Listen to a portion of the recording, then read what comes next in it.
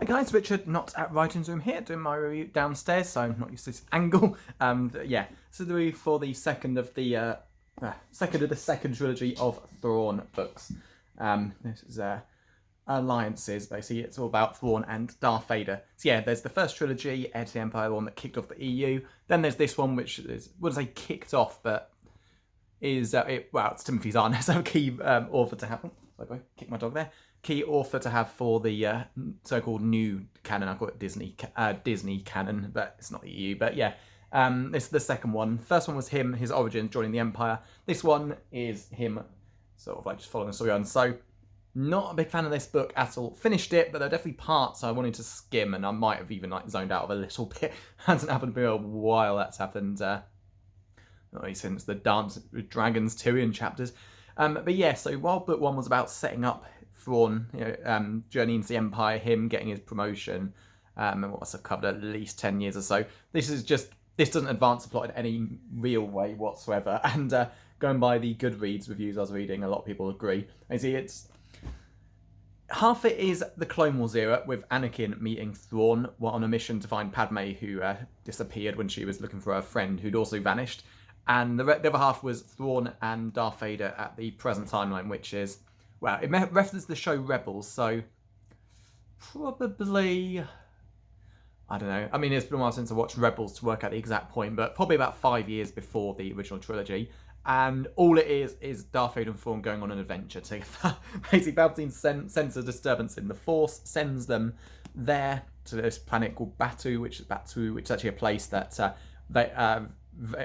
Anakin, not Vader, went to years ago meeting Thrawn. And yeah, I first thought it's just because it's another part of Vader having to kill his bad memories of his life as Anakin Skywalker, and Palpatine just sending him there to like face his memories and help forget them. But no, that wasn't it. It was about these creatures called the Grisk. I'll get onto them in a moment. So yeah, all this book seems to really be about is showing that Thrawn works out that Vader is Anakin. Again, it's a bit unlikely, to be honest. Yeah, Anakin has a lot of mannerisms that Vader will have as well, sure. In the spoiler for the book Tarkin by James Luceno, Tarkin works out, but then it's more believable. Tarkin spent a lot more time with Anakin during the Clone Wars, and they spend a lot more time together in the book, so he's able to work out. Plus, there's also the fact that Vader is Palpatine's right-hand man. Vader is a Force user. He works out Palpatine might be, because who else would control a raging Sith Lord? Or whether he didn't have powers himself, he wouldn't Vader want to overthrow the leader of the government and take over for himself. So it makes sense, but with Thrawn, he just kind of works out as a chapter near the end. He's like, yes, it is him. It's a lot of Thrawn thinking about things with his like recognizing like, fear, nervousness, etc. in people. And yeah, he recognises it with Vader. And I just thought, no way, there's no way it'd be that obvious. It's passable with Tarkin. I believed it, although I imagine some people wouldn't. But no, I don't see that here. So yeah, that's basically it. And half of it, in fact, over half of it is the Anakin stuff, which is good. It's nice to see the Clone Wars era stuff. And of course, being new canon, you get references to characters like Ahsoka, and Rebels as well, which is pretty cool. So yeah, old EU didn't have anything like that. Even though Ahsoka was created when the EU existed, they pretty much just didn't really reference her, which is fair enough. She feels more like new Disney canon anyway. But yeah, so what it was really about was a creature called the Grisk. Now, spoilers for old expanded universe. This is the Yuuzhan Vong.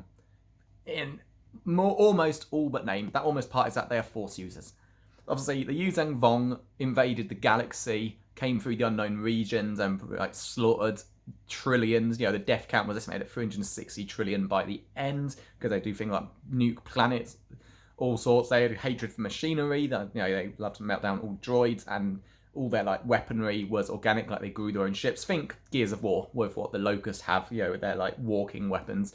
And yeah, they just wanted to. They also like so bloodthirsty. They just love to like sacrifice and kill anything. And that also include like mutating themselves, killing each other, all of that. Yeah, they're like a really terrible race, easily the worst the galaxy had ever faced.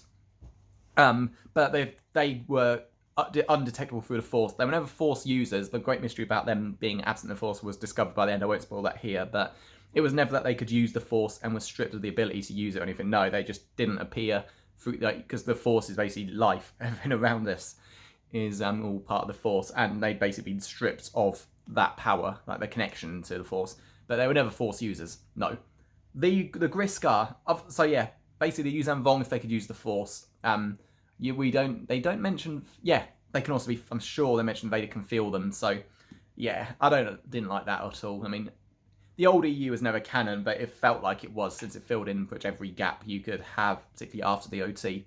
And this is just their way of coming up with a new and what seems at the moment inferior villain. I suppose we'll see, because there's another Thrawn book after this, and then there's the Chiss Ascendancy trilogy set way before this as well. So we'll see. But yeah, overall, not a very good book. It just didn't push the story along at all.